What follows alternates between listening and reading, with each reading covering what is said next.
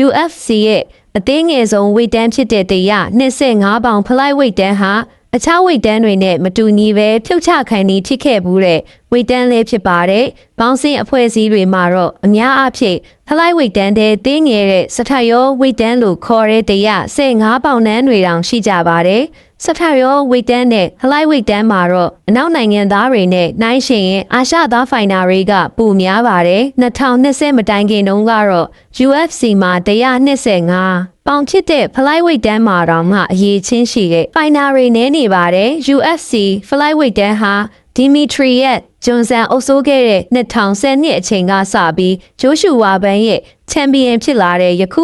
2025ခုနှစ်အထိပရိသတ်တွေရဲ့အားပေးမှုနဲ့ UFC အားဆိုင်မှုတွေဟာလည်းအတက်ကြတွေနဲ့ပြည့်နှက်နေပါတယ် UFC က125ပေါင်ဖလိုက်ဝိတ်တန်းကို2010နှစ်မှာစတင်မိတ်ဆက်ခဲ့ပြီး UFC 152ပွဲမြောက်မှာDemetrius Mighty Mouse Johnson က Joseph Benavidez ကိုအနိုင်ရပြီး UFC ရဲ့ပထမဆုံးဖလိုက်ဝိတ်တန်းချန်ပီယံဖြစ်လာခဲ့ပါတယ်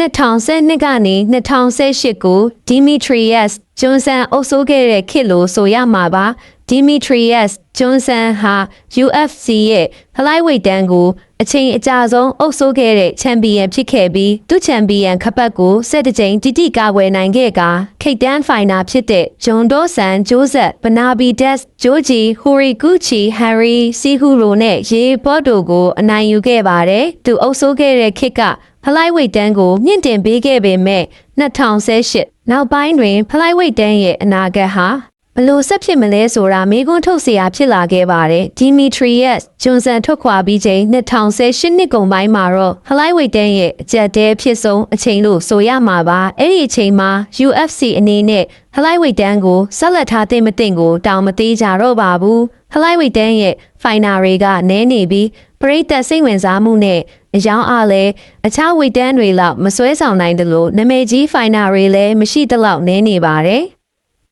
အချို့ကလည်းဒီဝိတ်တန်းကိုဖြုတ်တင်တယ်လို့တောင်ယုံကြည်လာခဲ့ကြပြီးဖလိုက်ဝိတ်တန်းမရှိတော့မှကိုဖလိုက်ဝိတ်ဖိုင်နာတွေကလည်းစိုးရိမ်နေကြပါတယ်2018နှစ်ကုန်နောက်ပိုင်းမှာပရိသတ်စိတ်ဝင်စားတဲ့ဖိုင်နာဟန်ရီဆဲဂျူဒိုပေါ်ထွက်လာပါတယ် UFC နေရ29ပွဲမှာဟန်ရီဆဲဂျူဒိုကပြိုင်ဖက်ဟောင်းဖြစ်တဲ့ Demetrius Johnson နဲ့ဒုတိယအကြိမ်ထိုးသက်ပွဲမှာပြိုင်ဘက်ကိုအံ့ဩစရာကောင်းလောက်အောင်အမှတ်နဲ့အနိုင်ယူနိုင်ခဲ့ပါတယ်ဆဲဂျူရိုရဲ့အောင်မြင်မှုပရိသတ်စွမ်းဆောင်နိုင်မှုနဲ့ပုဂ္ဂိုလ်ရေးတွေကြောင့်ဖလိုက်ဝိတ်တန်းကို UFC အားဆက်လက်ထားရှိစေနိုင်ခဲ့တဲ့အတွက်သူ့ကိုဖလိုက်ဝိတ်တန်းကတင်ခဲ့သူလူတောင်ခေါ်ကြပါတယ်2020ကနေ2023နှစ်တွေမှာတော့ဖီဂွီရီဒိုနဲ့မူရီနိုပြန်ဆိုင်တဲ့ခေတ်လို့ဆိုရမှာပါဆဲဂျူရိုကဝိတ်တင်ပြီးဘယ်တာဝိတ်တက်ရန်အတွက်ဖလိုက်ဝိတ်တန်းခပတ်ကိုဆွန့်လွတ်ခဲ့တဲ့နောက်ပိုင်းမှာက2020ခုနှစ်မှာချန်ပီယံဖြစ်လာခဲ့ပါတယ်ဒေးဗစ်ဆန်ဖီဂွီရီဒိုရဲ့ဂျန်နန်နဲ့စတိုင်နဲ့အလဲထိုးနိုင်စွမ်းတွေကဖလိုက်ဝိတ်တန်းကိုတက်ကြွစေခဲ့ပြီးဘရန်ဒန်မူရီနိုနဲ့သူ့ရဲ့ပြိုင်ဆိုင်မှုဟာလည်း UFC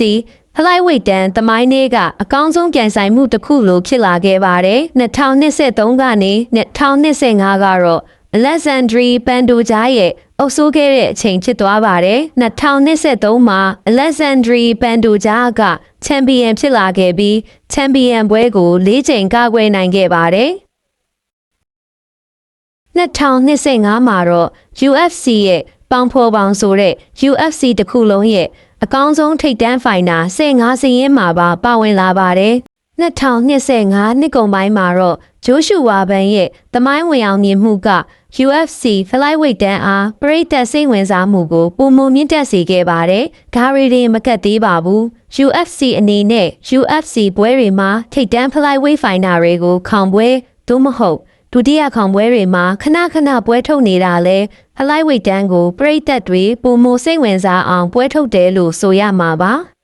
။အကြီးဝိတ်တန်းတွေဖြစ်တဲ့Happy Weight တန်းကလည်းတော့အစပီနယ်နဲ့ဆိုင်ရဲဂေးတို့ထိုးသက်ပွဲကမျက်စိမတော်တဆထိခိုက်မှုကြောင့်Happy Weight တန်းအားပရိသတ်စိတ်ဝင်စားမှုနည်းစေခဲ့ပါတယ် ကျန်တဲ့ဝိတ်တန်းတွေတော်တော်များများကလည်းချန်ပီယံပြောင်းလဲတွေများပြီးဖေတာဝိတ်ချန်ပီယံတူပူယာနဲ့လိုက်ဝိတ်ချန်ပီယံမာကာချက်လည်းဝိတ်တက်ပြီးနှစ်ယောက်စလုံးအနိုင်ရထားသေးတယ်ဒီခင်းချင်းအားလုံးတွေကြောင့်ပရိသတ်စိတ်ဝင်စားမှုဟာဝိတ်တန်းကြီးအများတွေမှာရှော့ကျသွားစေခဲ့ပြီးလက်ရှိအချိန်မှာဝိတ်နေတဲ့ဟလိုက်ဝိတ်နဲ့ဘေတာဝိတ်တန်းဟာစိတ်ဝင်စားမှုကိုပြန်လည်မြင့်တက်စေခဲ့ပါတယ်။အသက်23နှစ်သာရှိသေးတဲ့မြန်မာပြည်ပွားဂျိုးရှူဝါဘန်က2025ဒီဇင်ဘာမှာချန်ပီယံဖြစ်လာပြီးကမ္ဘာကိုအံ့ဩစေခဲ့တာလဲဟလိုက်ဝိတ်အားမြင့်တင်ပေးတဲ့အချက်တစ်ချက်မှာပါဝင်နေပါတယ်။မြန်မာပရိသတ်များအနေနဲ့အောင်လအန်ဆန်က1ချန်ပီယံရှစ်မှာနာမည်ကြီးလာချိန်နဲ့သူချန်ပီယံဖြစ်လာခဲ့တဲ့အချိန်မှာ1ချန်ပီယံရှစ်အပေါ်အားပေးမှုက